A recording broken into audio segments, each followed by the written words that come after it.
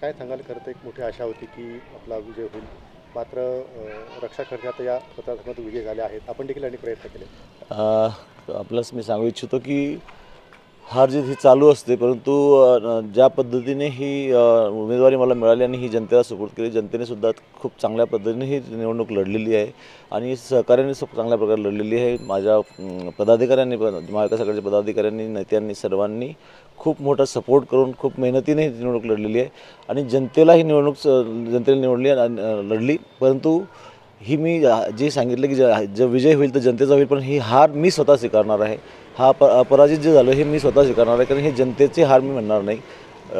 जीत हे जनतेची म्हणू शकतो, परंतु जनतेचा जो कौल मला मिळालेला आहे तो मला परिपूर्ण मान्य आहे. आमच्या महाविकास आघाडीला परिपूर्ण मान्य आहे. एक बदलाची आशा वाटत होती दोघी मतदारसंघांमध्ये, मात्र दोघी मतदारसंघांमध्ये महायुतीचे दोघी उमेदवार पराभूत झालेले आहेत. त्याच्यावर मी फक्त एवढं सांगेल की बदलाची आशा होती लोकांना, त्या पद्धतीने सर्व जनतेने सुद्धा काम केलं नाही असं मला म्हणता येणार नाही. परंतु हे आपण सांगू शकत नाही. मतदान आहे आणि मतदानामध्ये कोण कशा पद्धतीने काम करते, कोण कशा पद्धतीने काम करते. परंतु जे जनतेने विश्वास, तरीसुद्धा 3,62,000 63,000 लोकांनी जनतेने माझ्यावरती विश्वास टाकला, महाविकास आघाडीवरती विश्वास टाकला. खूप त्यांचे सर्वांचे मनापासून आभार मानतो, सर्व सहकाऱ्यांचे आभार मानतो. सर्व मीडियाने सुद्धा खूप चांगली साथ दिली, आपण लोकांनी सुद्धा मला चांगल्या प्रकारे साथ दिली. परंतु जनतेचा कौल हा नेहमी मला मान्य असेल आणि ही जी अपराजित आहे ही माझी आहे, ही जनतेची नाही.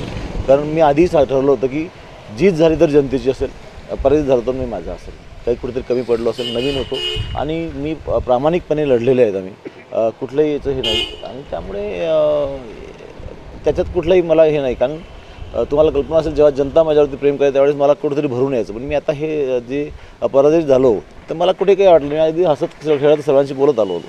कुठलं हे नाही, कारण की शेवटी इथेच करायचं, इथेच द्यायचं, इथे खर्च हे करायचं आहे.